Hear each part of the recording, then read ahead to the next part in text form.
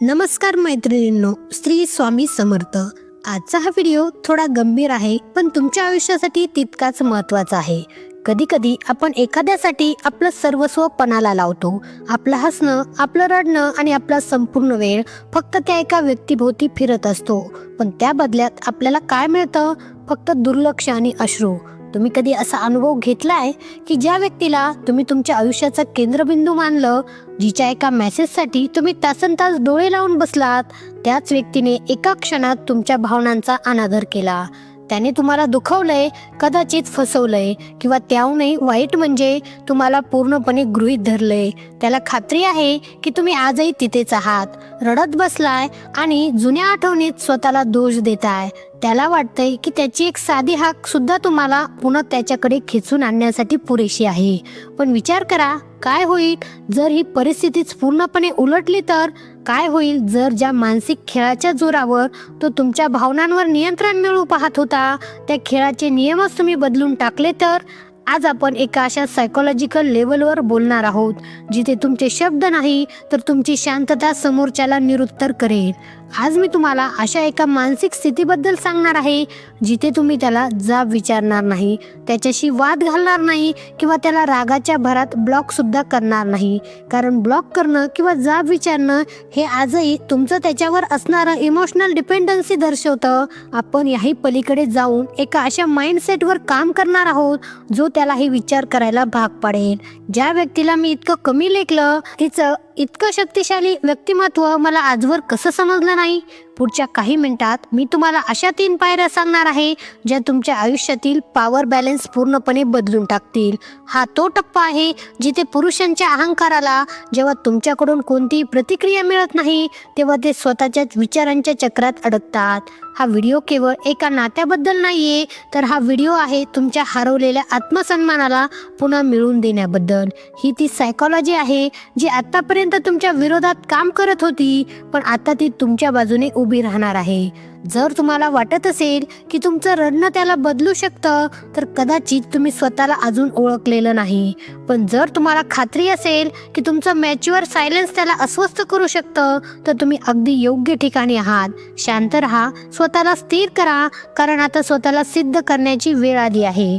त्याने तुम्हाला दुखावलंय ना, आता त्याला त्याच्याच कृत्याच्या आरशात स्वतःची चूक शोधायला भाग पडायचंय, ते एकही शब्द न बोलता.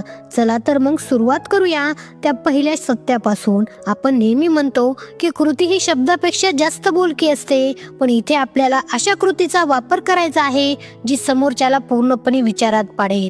आणि म्हणून आपली पहिली पायरी आहे, जिला सायकोलॉजीमध्ये म्हणतात द अनप्रेडिक्टेबल रिस्पॉन्स. नात्यामध्ये जेव्हा एखादा पुरुष तुम्हाला दुखावतो, तेव्हा त्याच्याकडे तुमच्यासाठी एक मानसिक नकाशा तयार असतो. त्याला माहीत असतं की त्याने मेसेज केला नाही की तुम्ही अस्वस्थ होणार, त्याने दुर्लक्ष केले की तुम्ही रागवणार, आणि त्याने तुम्हाला दुखवलं की तुम्ही रडत त्याच्याकडे जाब विचारणार. तुमची प्रत्येक प्रतिक्रिया त्याच्यासाठी प्रेडिक्टेबल असते. आणि लक्षात ठेवा, जोपर्यंत तुम्ही त्याच्यासाठी एक उघड पुस्तक आहात, तोपर्यंत त्याला तुमची भीती वाटणार नाही. पण आता विचार करा, जर त्याने तुम्हाला दुखवलंय आणि तो वाट बघतोय की तुम्ही आता रडत फोन कराल, पण तुम्ही फोनच केला नाही, तर उलट तुम्ही सोशल मीडियावर तुमचा एक हसमुख फोटो टाकलात किंवा तुमच्या कामात मग्न झालात, तर इथे त्याचा तो मानसिक नकाशा फाटायला सुरुवात होते. ही स्टेप नेमकी काम कशी करते? सायकोलॉजीमध्ये याला म्हणतात पॅटर्न इंटरप्रिटेशन. समजा त्याने तुमच्याशी खूप वाईट वर्तन केलं आणि 2 दिवसांनी तो सहज मेसेज करतो, काय करतेस? साधारणपणे एखादी मुलगी एकतर खूप रागावलेली किंवा इमोशनल होईल, पण तुम्ही काय करायचं? तुम्ही त्याला असा रिस्पॉन्स द्यायचा आहे जो त्याने स्वप्नातही विचार केला नसेल. तुम्ही त्याला एखादं फॉर्मल उत्तर द्या, जसं की मी एका प्रोजेक्टमध्ये बिझी आहे, नंतर बोलू, किंवा फक्त एक थम्स अप इमोजी पाठवा. बस. कोणताही राग नाही, कोणतीही तक्रार नाही. इथे त्यांच्या डोक्यात विचारांचं चक्र सुरू होतं. तो स्वतःला विचारतो, हिने मला जाब का विचारला नाही? हिला राग का आला नाही? हिच्या आयुष्यात माझ्यापेक्षा महत्त्वाचं असं काय आलंय की हिच्याकडे माझ्यासाठी वेळ नाही? जेव्हा तुम्ही त्यांच्या अपेक्षांच्या विरुद्ध वागता, तेव्हा तुम्ही त्यांच्या अहंकाराला थेट धक्का देता. पुरुषांना अशा स्त्रियांची भीती वाटते ज्यांना ते कंट्रोल करू शकत नाहीत. गोंधळाची खरी सुरुवात इथून होते. जेव्हा तुम्ही अनप्रेडिक्टेबल होता, तेव्हा तुम्ही तुमची इमोशनल रिमोट कंट्रोल त्यांच्या हातातून काढून घेता. त्याला वाटतं की त्याने तुम्हाला दुखावून तुमचं जग थांबवलंय, पण तुम्ही तर धावताय. तुमच्या या वागण्यामुळे त्याच्या मेंदूतील डोपामाइन लेवल खालीवर व्हायला लागते, ज्याला आपण चेस म्हणतो. तो इथे सुरू होतो. त्याला आता तुमचं लक्ष हवं असतं, कारण त्याला हे पचवणं कठीण जातं की तुमचं सुख आता त्याच्यावर अवलंबून नाहीये. पण सावधान, इथे एक चूक अनेक जणी करतात. अनप्रेडिक्टेबल होणं म्हणजे मुद्दाम भाव खाणं नाही, तर स्वतःच्या आयुष्यात इतकं गुंतून जाणं आहे की तो तुमच्यासाठी फक्त एक ऑप्शन उरेल, प्रायोरिटी नाही. जेव्हा तुम्ही शांतपणे कोणत्याही रागाशिवाय त्याच्या मेसेजकडे दुर्लक्ष करता किंवा उशिरा रिप्लाय देता, तेव्हा तुम्ही न बोलता त्याला एक मोठा मेसेज देता. तुझं माझ्या आयुष्यातलं स्थान आता डळमळीत झालंय. हा 5 मिनिटाचा शांत संघर्ष त्याच्या मनात असा गोंधळ निर्माण करेल की तो रात्रीचा विचार करत बसेल की नक्की चुकलं कुठे. त्याला तुमची ओढ वाटण्यापेक्षा तुमची गूढता जास्त अस्वस्थ करेल, आणि हीच अस्वस्थता त्याला तुमच्या मागे यायला भाग पाडेल. लक्षात ठेवा, तुम्ही जेवढ्या शांत आणि अनप्रेडिक्टेबल राहाल तेवढा त्याचा गोंधळ वाढत जाईल. आता त्याला वाट बघू द्या, त्याला तडपडू द्या, कारण आता खेळाचे नियम तुम्ही ठरवत आहात. मैत्रिणींनो, एकदा का तुम्ही त्याला आपल्या कृतीतून गोंधळात पाडलं की पुढचा टप्पा येतो, तो म्हणजे तुमचं त्याच्या आयुष्यातलं स्थान नेमकं काय आहे हे त्याला प्रकर्षाने जाणून देण्याचा. आपल्याला आपलं महत्त्व मिळवून देण्यासाठी थोडं लांब जाणं गरजेचं असतं. आणि म्हणूनच आता आपण येतो या व्हिडिओच्या सर्वात शक्तिशाली टप्प्यावर, ज्याला म्हणतात द सायकोलॉजी ऑफ स्पेस. एक साधं अर्थशास्त्राचं गणित लक्षात ठेवा. ज्या वस्तूचा पुरवठा गरजेपेक्षा जास्त असतो त्याची किंमत, बाजार असो किंवा नातं, नेहमी कमीच असते. जेव्हा तुमचा जोडीदार किंवा ती व्यक्ती तुम्हाला दुखावते, तेव्हा तुमची पहिली आणि नैसर्गिक प्रतिक्रिया काय असते? तुम्ही त्या व्यक्तीच्या अधिक जवळ जाण्याचा प्रयत्न करता. आपल्यात असं काय झालं? तू माझ्याशी असा का वागतोस? प्लीज एकदा तरी बोल, असे प्रश्न विचारून तुम्ही जेवढी त्याची मानसिक आणि भावनिक जागा व्यापून टाकता, तेवढं त्याला गुदमरल्यासारखं वाटतं आणि तो तुमच्यापासून अजून दूर पळतो. त्याला खात्री असते की तुम्ही कुठेच जाणार नाही. पण आता आपल्याला हे समीकरण बदलायचं आहे. आपण त्याला ती स्पेस ताटात वाढून देणार आहोत, पण अशा पद्धतीने की ती स्पेस त्याला स्वातंत्र्य वाटण्याऐवजी तुमची उणीव वाटायला लागेल. जेव्हा एखादा पुरुष तुम्हाला दुखावून स्वतःला लांब करतो, तेव्हा सायकोलॉजिकली तो एका पॉवर ट्रिपवर असतो. त्याला वाटतं की त्याने तुमच्या आयुष्यात एक मोठी पोकळी निर्माण केली आहे आणि तुम्ही ती भरून काढण्यासाठी तडफडत असाल. पण ज्या क्षणी तुम्ही स्वतःहून मागे सरकता, त्या क्षणी ती पोकळी त्याच्या बाजूला सरकायला लागते. ही जागा निर्माण करण्यासाठी सर्वात आधी तुम्हाला त्याच्या जगातून डिजिटली अदृश्य व्हावं लागेल. त्याचे स्टेटस पाहणं, त्याच्या ऑनलाईन असण्यावर लक्ष ठेवणं पूर्णपणे थांबवा. जेव्हा तुम्ही ऑनलाईन असूनही त्याला कोणताही रिप्लाय देत नाही किंवा त्याच्या हालचालीकडे दुर्लक्ष करता, तेव्हा त्याच्या मनात एक प्रकारची अस्वस्थता निर्माण होते. त्याला वाटायला लागतं की तुम्ही त्याच्याशिवाय तुमचं एक वेगळं आणि आनंदी जग तयार केलंय. इथे एक गोष्ट लक्षात घेण्यासारखी आहे. अनेकदा आपण शांत होतो, पण जाता जाता सांगून जातो की मी आता तुझ्याशी बोलणार नाही. हीच तुमची सर्वात मोठी चूक ठरते. खरी प्रो लेवल स्पेस ती असते जिथे तुम्ही कोणतेही स्पष्टीकरण न देता गायब होता. जेव्हा तुम्ही शब्दातून स्पष्टीकरण देता, तेव्हा तुम्ही समोरच्याला तुमच्या प्लॅन्सची हिंट देता. पण जेव्हा तुम्ही कोणतंही कारण न देता शांतपणे मागे सरकता, तेव्हा समोरची व्यक्ती पूर्णपणे अंधारात असते. ही शब्दाची शांतता त्याला विचार करायला भाग पाडते की पूर्वी तर ही दर 5 मिनिटाला मेसेज करायची, आता हिने नक्की काय विचार केला असेल.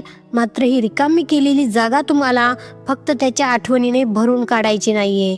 जर तुम्ही फक्त फोनकडे बघत त्याच्या मेसेजची वाट बघत बसलात, तर तुमची ती नकारात्मक ऊर्जा त्याला लांबूनही जाणवेल.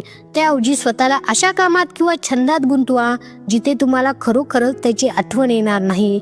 जेव्हा तुम्ही तुमची एनर्जी बदलता, तेव्हा समोरच्याला ती आपोआप जाणवते. या सायकोलॉजिकल स्पेसमुळे त्या व्यक्तीला 2 गोष्टी प्रकर्षाने जाणवतात. पहिली म्हणजे तुम्ही त्याच्यावर भावनिकदृष्ट्या अवलंबून नाही आहात, आणि दुसरी, तुम्ही त्याला कायमचं सोडून जाण्यास सक्षम आहात. जोपर्यंत एखाद्या पुरुषाला तुम्हाला गमावण्याची भीती वाटत नाही, तोपर्यंत तो तुमची किंमत कधीच करणार नाही. लक्षात ठेवा, ही स्पेस म्हणजे त्याला दिलेली शिक्षा नाहीये, तर ही स्पेस म्हणजे स्वतःला पुन्हा शोधण्याची संधी आहे. जेव्हा तो तुमच्या या गूढ शांततेत अडकतो तेव्हा त्याचा अहंकार गळून पडतो आणि त्याचा परतीचा प्रवास सुरू होतो. तो स्वतःहून पुढाकार घेईल, तो स्वतःहून तुमची विचारपूस करेल, पण ही जादू तेव्हाच काम करेल जेव्हा तुम्ही ती पूर्णपणे आत्मविश्वासाने आणि संयमाने कराल. अर्धवट मनाने दिलेली स्पेस त्याला तुमचा कमकुवतपणा दाखवेल, पण ठामपणे घेतलेली स्पेस त्याला तुमची खरी व्हॅल्यू पटवून देईल. तर तुम्ही तयार आहात का त्याच्या आयुष्यातून काही काळ अदृश्य होऊन आपली गेलेली प्रतिष्ठा पुन्हा मिळवायला? तुमची ही शांतता आणि ही स्पेस जेव्हा त्याला अस्वस्थ करायला लागते तेव्हा तो स्वतःहून तुमच्या आयुष्यात पुन्हा डोकावण्याचा प्रयत्न करतो. पण अशा वेळी तुमची एंट्री कशी असावी हे सर्वात जास्त महत्त्वाचं ठरतं. तर मग पाहूया आपली तिसरी आणि अंतिम पायरी, द हाय व्हॉल्यूम रिअपॅरन्स. आतापर्यंत तुम्ही त्याला गोंधळात टाकलंय, तुम्ही त्याला स्पेस दिलीये आणि तो तुमच्या विचारांच्या चक्रात अडकलाय. पण आता वेळ आली पुन्हा त्याच्या समोर जाण्याची. मात्र लक्षात ठेवा, तुम्ही ती जुनी व्यक्ती म्हणून परत जाणार नाही आहात जिला त्याने दुखवलं होतं. तुम्ही परत जाणार आहात व्हर्जन 2.0 बनून. ही स्टेप म्हणजे तुमचा ग्रँड एंट्रीचा क्षण आहे. सायकोलॉजीनुसार जेव्हा एखादी व्यक्ती पुन्हा तुमच्या आयुष्यात येते आणि ती पूर्वीपेक्षा जास्त आनंदी, यशस्वी आणि सुंदर दिसत असते तेव्हा समोरच्या व्यक्तीच्या मनात तीव्र रिग्रेट किंवा पश्चाताप निर्माण होतो. जेव्हा तुम्ही पुन्हा त्याच्या समोर जाल तेव्हा तुमचा आत्मविश्वास तुमच्या देहबोलीतून दिसला पाहिजे. जेव्हा तो तुम्हाला बघून पुन्हा संपर्क साधण्याचा प्रयत्न करेल तेव्हा तुमचा आवाज अत्यंत शांत आणि प्रसन्न असावा. त्यांच्या मनात असेल की तुम्ही जुन्या जखमांवरून भांडाल, रडाल किंवा त्याला जाब विचाराल, पण तुम्ही त्याच्याशी अशा प्रकारे बोला जसं तुम्ही एखाद्या जुन्या ओळखीच्या व्यक्तीशी बोलता. तुमची ही कॅज्युअल वृत्ती त्याला वेळ लावेल. त्याला वाटेल मी हिला इतकं दुखवलं पण हिला आता त्या गोष्टीचा फरकही पडत नाही का. जरी तुम्ही पुन्हा बोलायला सुरुवात केली असली तरी त्याला तुमची ती जुनी जागा पुन्हा इतके सहज देऊ नका. जेव्हा तो बघतो की तुम्ही त्याच्याशिवाय तुमचं आयुष्य एन्जॉय करताय तेव्हा तुमची व्हॅल्यू त्याच्या नजरेत 1000 पटीने वाढते. मैत्रिणींनो, या सायकोलॉजिकल स्टेप्स त्याला त्रास देण्यासाठी नाही तर तुम्हाला तुमची शक्ती पुन्हा मिळवून देण्यासाठी आहेत. जेव्हा तुम्ही स्वतःची किंमत ओळखता तेव्हा जगाला तुमची किंमत करावीच लागते. त्याने तुम्हाला दुखवलं होतं ना, आता त्याला हे बघू द्या की त्याने काय गमावलंय. एक गोष्ट कायम लक्षात ठेवा, तुमचा आनंद हा कोणाच्या मेसेजवर किंवा कॉलवर अवलंबून नसावा. तुम्ही स्वतःमध्ये पूर्ण आहात. जेव्हा तुम्ही हे जगाला दाखवून देता तेव्हा तुम्ही खऱ्या अर्थाने एक हाय व्हॅल्यू व्यक्ती बनता. आजचा व्हिडिओ तुम्हाला आवडला असेल तर व्हिडिओला लाईक करा, कमेंट करून तुमची प्रतिक्रिया कळवा आणि चॅनलला सबस्क्राईब करायला विसरू नका. धन्यवाद. श्री स्वामी समर्थ.